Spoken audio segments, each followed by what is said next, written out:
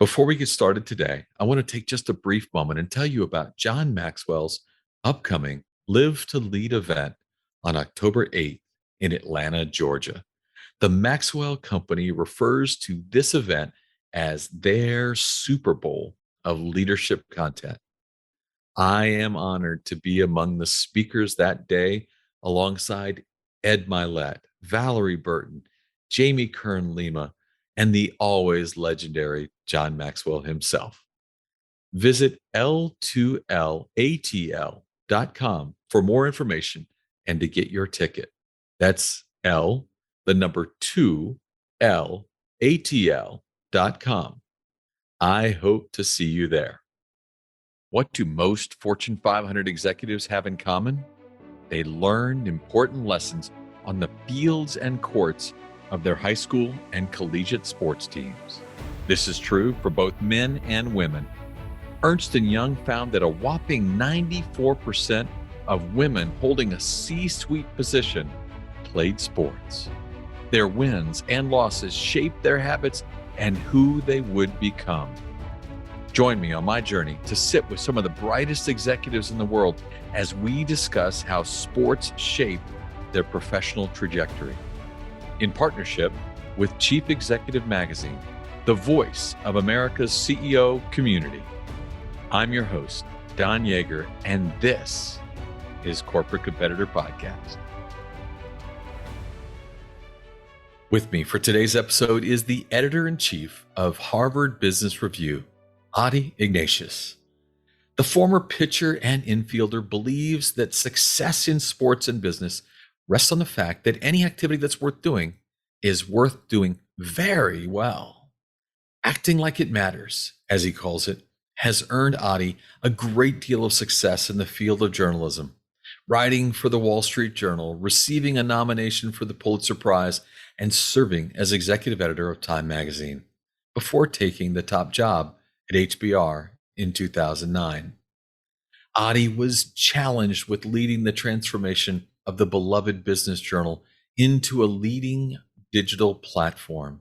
The fact that he achieved that and kept their fiercely loyal readership engaged testifies to the inventiveness and flexibility of Adi's mind. I have my notepad ready, and I hope you do too. The blessing in my life is that Harvard didn't accept me. It was a moment where I had to think about who I was, what my own path was, to think about what are my strengths, what are my flaws, and what kind of life do I want to lead. And my situation was, it was almost graduation time, and all my colleagues at my little prep school in Washington were going to amazing schools. I was not into any school. Not getting in, of course, it's a disappointment, but it just forced me to open my eyes and think about what path am I on. Adi, thanks so much for joining us. Yeah, Don, it is really a pleasure to be here. Thank you. I had a chance to study a little of your history, your background, and I saw that you came from a family that you call a family of achievers, people with passion and a desire to make the world a better place. I mean, I go down the list, it's crazy. Your father, Paul, Secretary of the Navy for Lyndon Johnson. Mother, Nancy, won a Grammy. Your brother is an editor and columnist at the Post. Sister is executive director for an amazing research group. And you've got another sister, Amy, that's a judge. What was it like to grow up around that many incredible high performers? I mean, people that had such passion for excellence. Yeah, well, you're kind to put it that way. I mean, yeah, I'm the youngest in the family. I did feel like, an underachiever for a long time. I was not the best student. I wasn't sure what I was going to do in high school and even in college for a while. So, but there's something about, I don't know what our parents instilled in us. It was just a sense that you can do what you want to do and you apply yourself and you will succeed. Now, we grew up in privilege. I don't want to overlook that. We grew up in upper Northwest Washington and went to good schools. And so you had to really screw up to sort of not make it with a background like that. But I would say we were driven not competitively with one another, but just that we believed we would be okay. We could chart our own path and that there would be opportunities for us. Some parents in those environments, they're setting high bars and demanding excellence and different things. Others are saying, I'm going to let you find your way. And as the youngest, they might have been worn out by the time you came along. But what kind of path did your parents take in raising you that way? So your question is spot on, because in some ways, so I'm the youngest of four. The two elder siblings, I think my parents were much more focused and kind of giving them advice and instruction. It was the 60s. I mean, my parents were checked out like most parents were, and I was cooking myself SpaghettiOs most nights. Charitably, I mean, they were the type of parent who let us find our own way. They made it clear they loved us, they believed in us, they were there to support us. They were not micromanaging us. Look, there are times when you look at other families where parents lay down the law and it's strict, but it's tough love. And you can envy that and think, wow, I wish I'd had more of that. It might have helped me learn to play piano or been a better person or something. But that's just sort of grass is greener stuff. What mattered is that they had that belief in us. They let us find our own path, and we all were able to find it and become reasonably well-adjusted adult human beings. Yeah, it seems to have worked. Of course, one of the downsides from a family of competitive and achievers as you did is that sometimes you can come up with unique nicknames. I know your real name is Alan Paul, but as a kid, they started calling you Adi. Tell me why, and if you would share the root of that nickname. All right. So one thing is you and your team have done an almost creepy amount of research.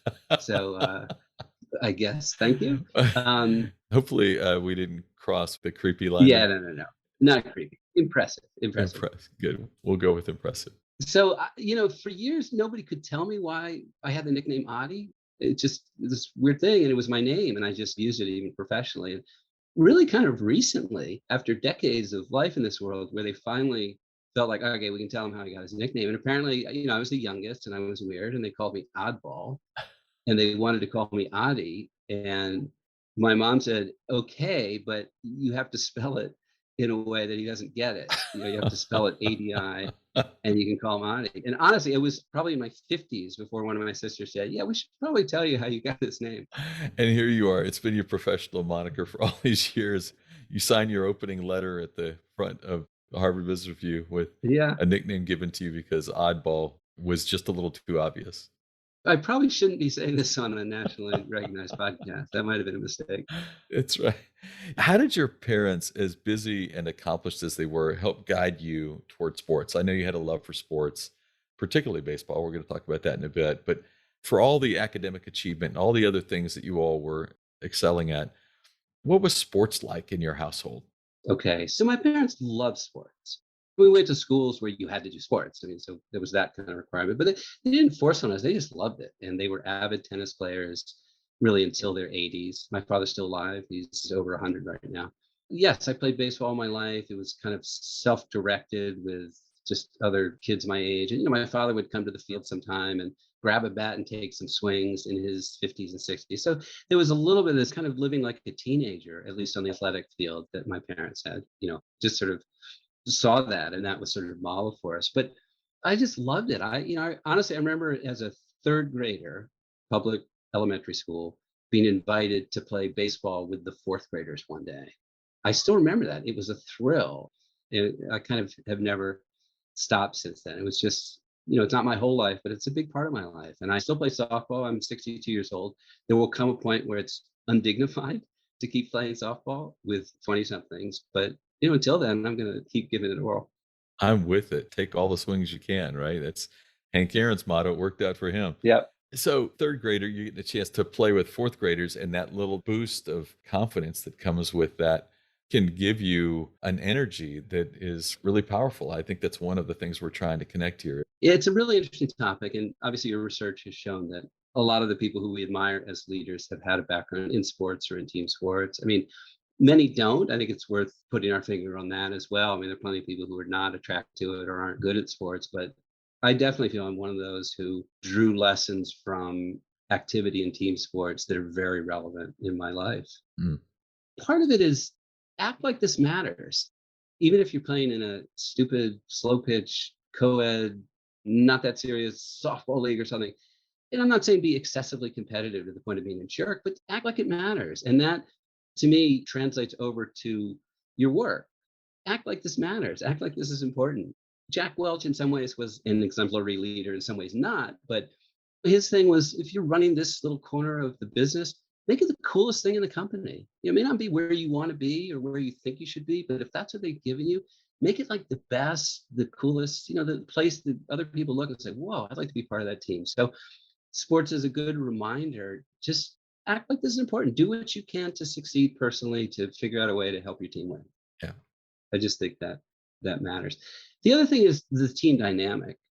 Team dynamic allows you to share glory, to share failure, to trust one another. You make a mistake and another teammate has your back and picks up the team for you, or vice versa, you do that.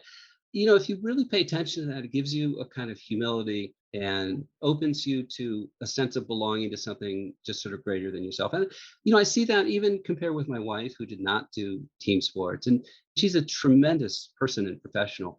But I think some of the stuff that comes naturally about the team dynamic, about the trust and all that, it's just so natural for me. And I think it's benefited me and other people who've had that experience. And I think what's so unique, and the thing I've learned from conducting these interviews, learning from so many who did have this experience, as you said, it's not a bar, right? You don't have to cross that bar in order to be exceptional. There is a common experience there.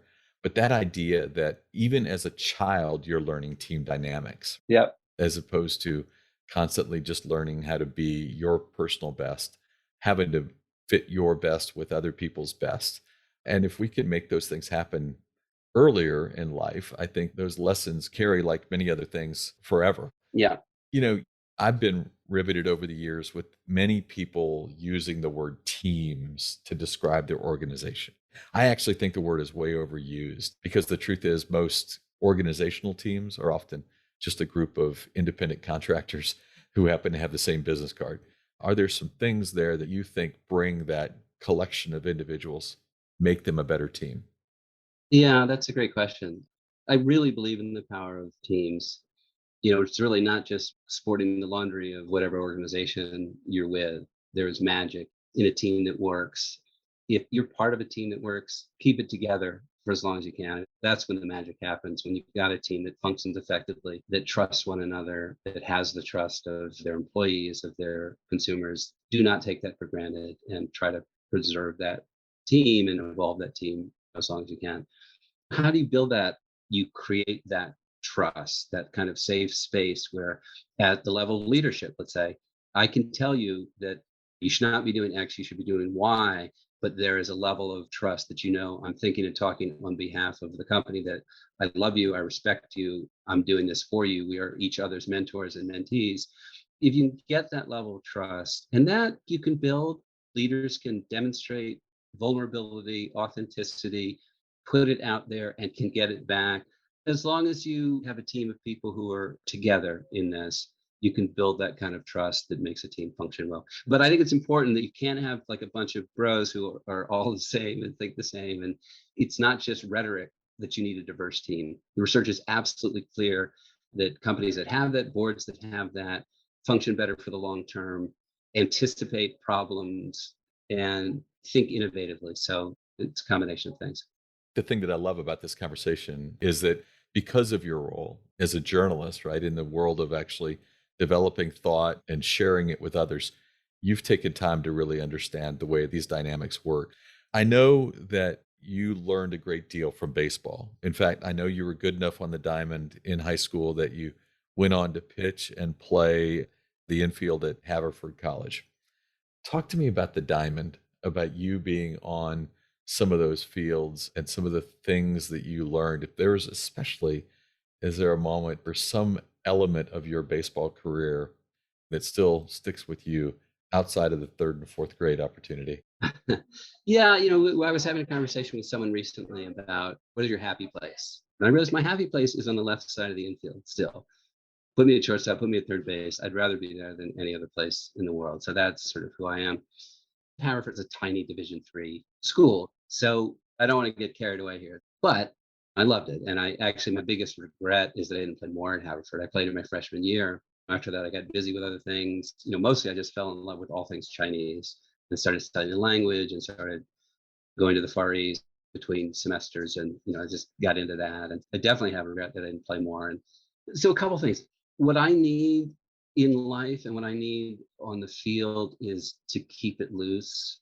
I remember one time calling my catcher out to the mound for a conversation. I just had to tell him that the guy batting had the smallest head I'd ever seen. He's looking at me like, "That's why you called me out?" And we're both sort of laughing, and all the other infielders come in, and we sort of share. And six of us are laughing. And my point was not to be mean to the guy; it was just an observation. But I sort of needed that. I just needed to keep loose. I remember I had a little sidearm pitch that I thought was pretty good, and I remember my catcher coming out in the middle of the game saying, "Your sidearm pitch is terrible. I know you think it's sort of cool, but it's coming in really flat and it's fooling nobody." And I remember, getting really angry and absolutely fell apart. He was totally right. My center pitch was terrible, but it's, just a couple reminders that I need to be loose. The way I focus, the way I perform best is if there are tennis players who smile before they return a serve. It's a sort of forced smile, but we know from research that even that forced smile can release the endorphins or whatever it is that actually gives you a sense of relaxation and sort of enables you to perform better. That's kind of what I learned, and I do extend that into just real life as well. Well, so that's what I was going to ask you. How do you, in your leadership at HBR, how do you stay loose?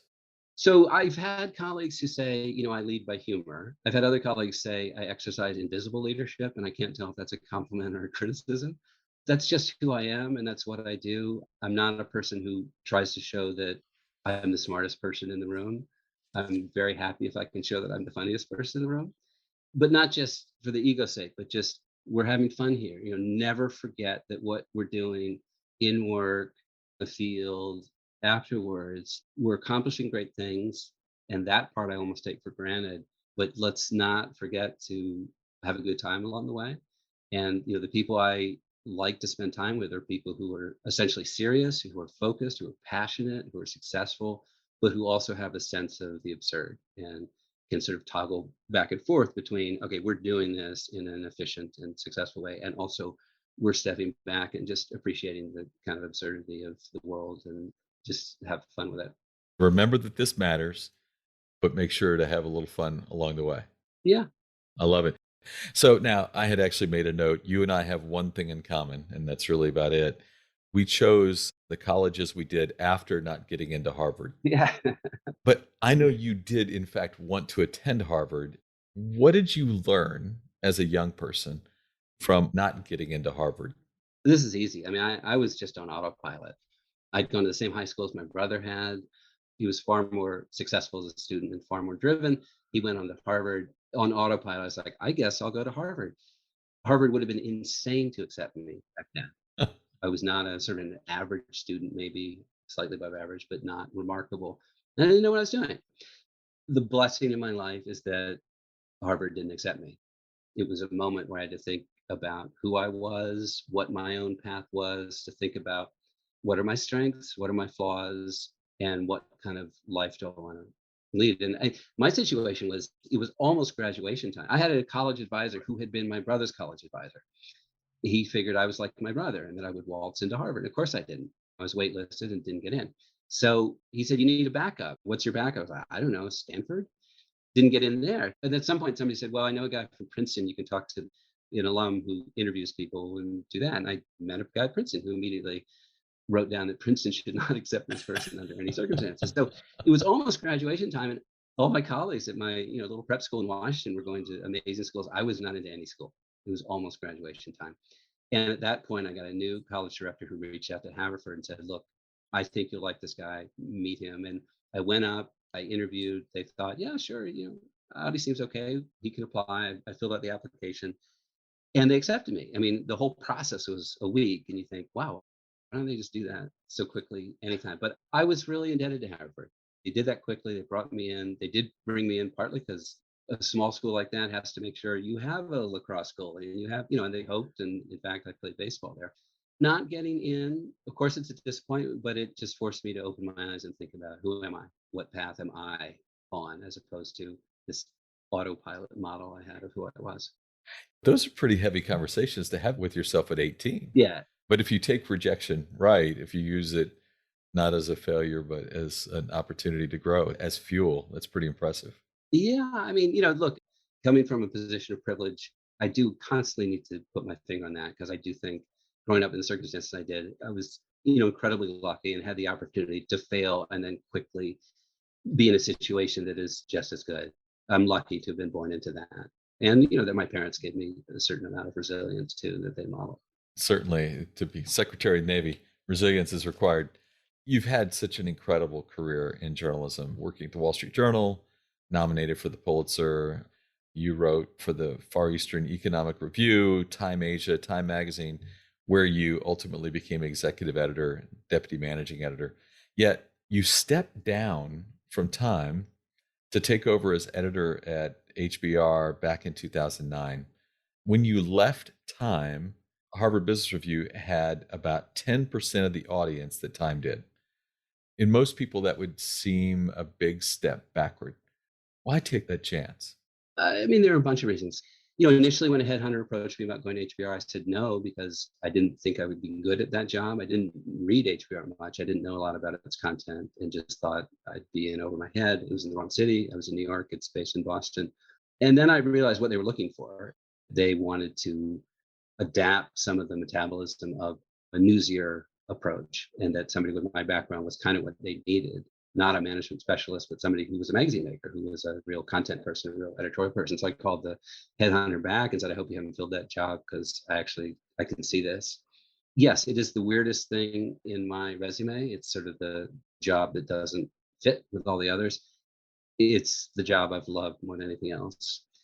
So that difference you said in the readership numbers, yes, Time had, I think, 4 million subscribers at its peak when I was there. Huge number.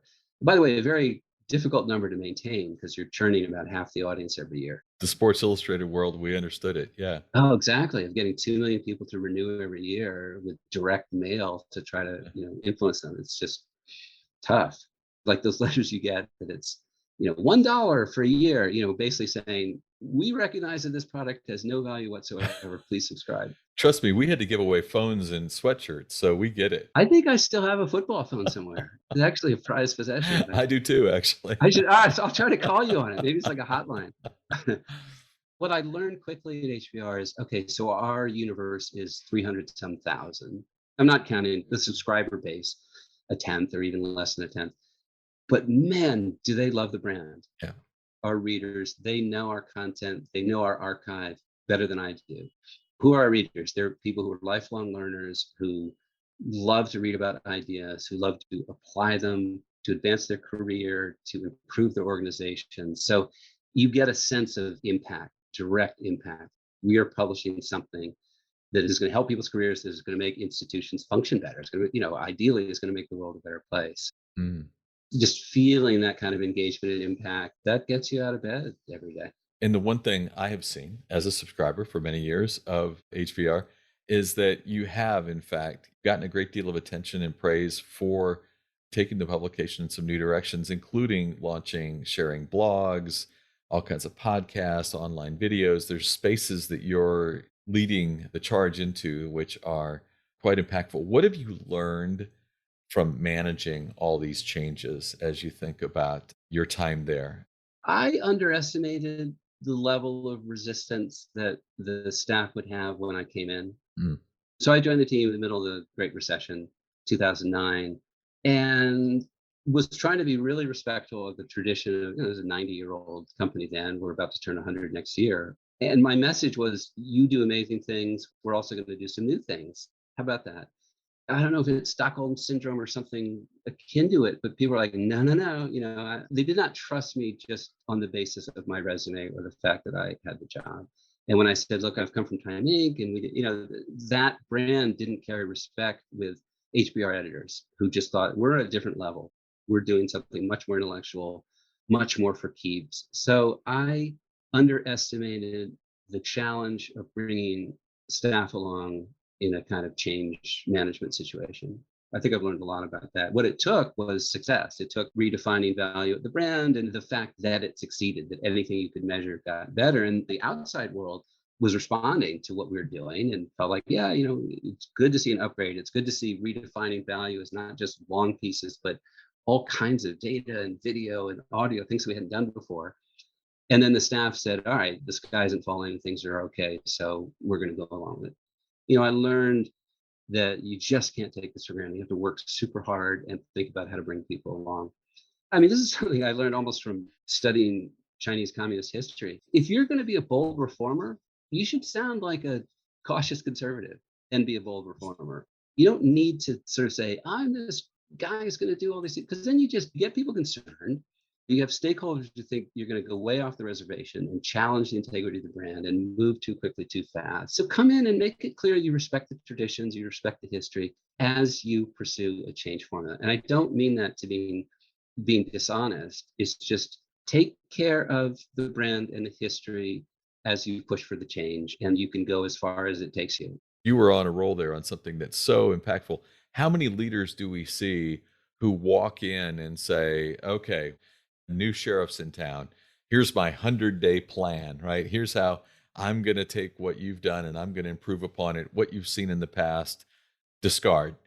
As you said, it's that bold reformer position that immediately makes everybody's hair on the back of their neck stand up, and their trust is not yet there. What a great lesson that is, because too often it is, this is our new motto. This is how we're going to go. Be ready. I love that you didn't adopt that strategy.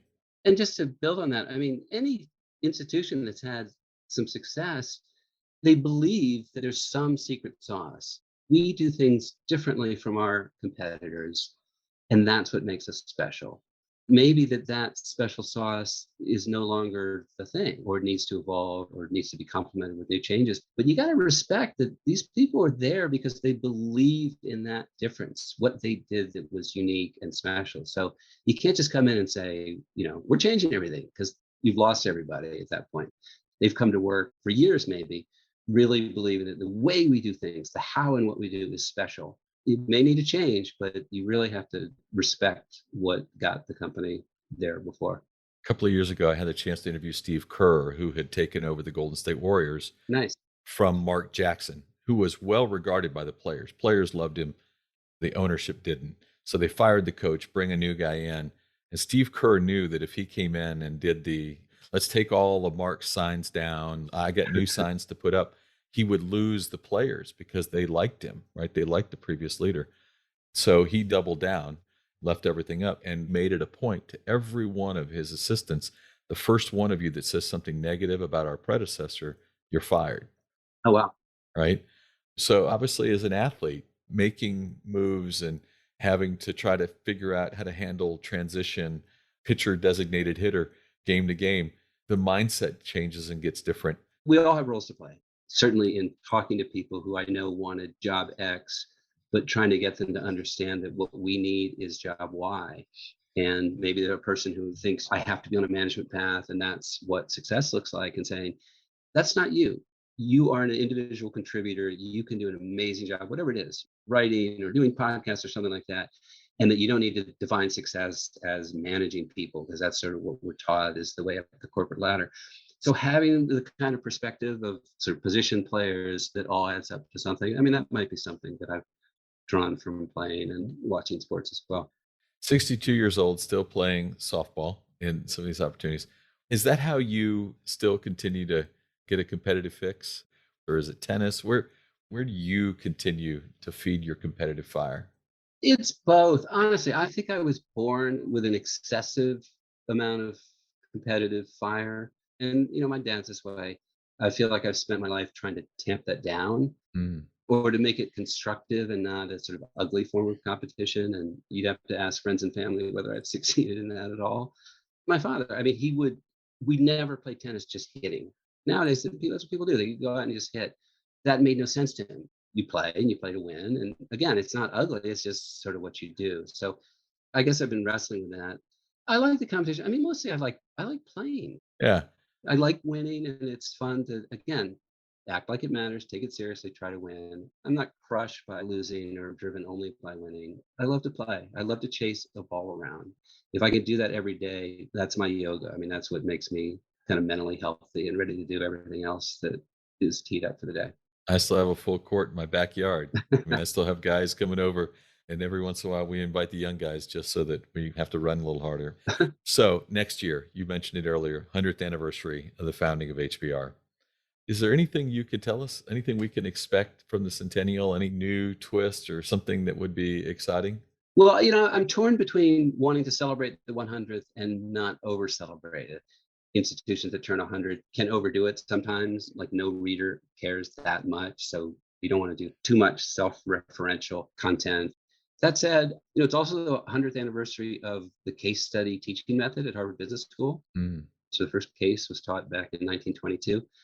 I'm launching a podcast. I think the world needs another podcast. One more. One more. That's what we need. Yeah, and then it's probably enough. But one more, which will be on the new world of work.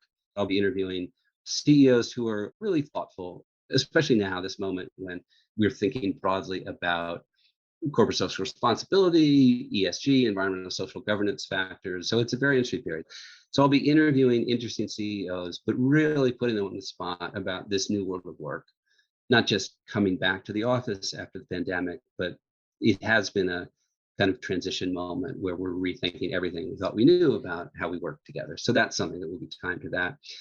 We'll be doing a special event. There's some content that will be sort of trickling out during the year and looking at some of our great ideas over the years and some of the dumb ideas, some of the things that HBR thought were the next wave that never really happened. So we'll have some fun with it, but hopefully not excessively. I love it. I look forward to it. Look forward to listening to your podcast. I listen to several of the HBR podcasts right now, and I think it's an amazing addition to the value that I've received over time. Yeah, well, thank you. I've been blessed 30 years doing this in journalism, and I have tried to carve out a little piece of almost every interview I've done to ask a single question of great winners, people of success. You are that.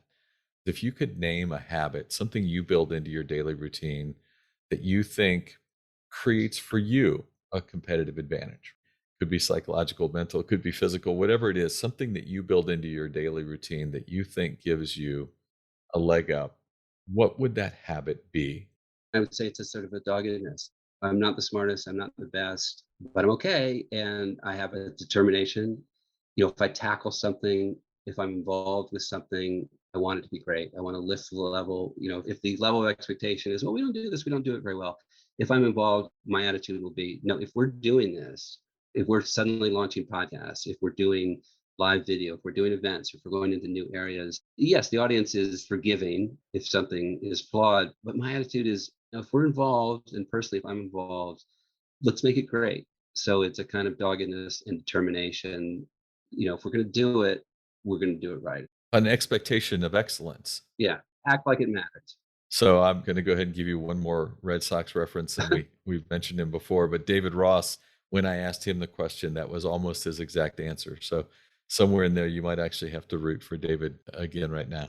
I'm honored. Well, and if you ever want to introduce us, I would love to talk to him about that magical season where he was the brains and the passion behind the Red Sox year. So awesome. Well, Adi Ignatius, thank you so much. This has been, as I shared, a real professional privilege because I have so much journalistic respect for all that you've achieved, and what an honor. And thank you very much today for being a corporate competitor. Yeah, well, Don, this is really fun. Thank you for having me on. I admire everything you do. I admire the world in which you work. So it's a mutual fan club. Whether you're playing slow pitch softball or ordering in lunch for your team, Adi understands the importance of doing everything to the best of your ability. Looking back on my notes, this was one of my favorite lines that sums up this point perfectly. I'm not suggesting that we be excessively competitive to the point of being a jerk, but act like it matters and do what you can to succeed. If you could share one habit, one thing you've done consistently that allowed you to separate yourself from your competitors, what would it be? In my 30-year career, 2,500 of the greatest athletes, coaches, and leaders answered that question for me. This is Don Yeager, who did that article I was telling you about. Don, Dave Sims with Coach K. How you doing? Hey, Don. How you doing, my man? Great, sir. How What they gave to me is what I'm giving to you in my online course, Journey to Greatness.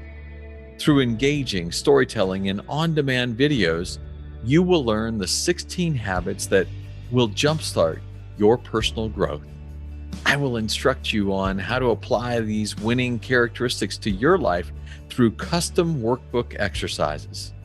We are slashing the price for our podcast listeners. Lifetime access to Journey to Greatness is normally $399, but for our podcast listeners, it will be $49 with the code podcast at checkout. Click the banner on corporatecompetitorpodcast.com to enroll. Thanks for listening to the show. I would be so grateful if you left us a rating and a review. We will be rolling out a new episode every Wednesday. To be the first to listen, subscribe to the podcast on our website, corporatecompetitorpodcast.com. Plus, as a thank you gift, you will receive a free chapter from one of my best-selling books on the habits of high-performing teams. Stay in touch by connecting with me on social media at Don Yeager, Yaeger, on Twitter, Facebook, Instagram, and LinkedIn. Until next week, I appreciate you.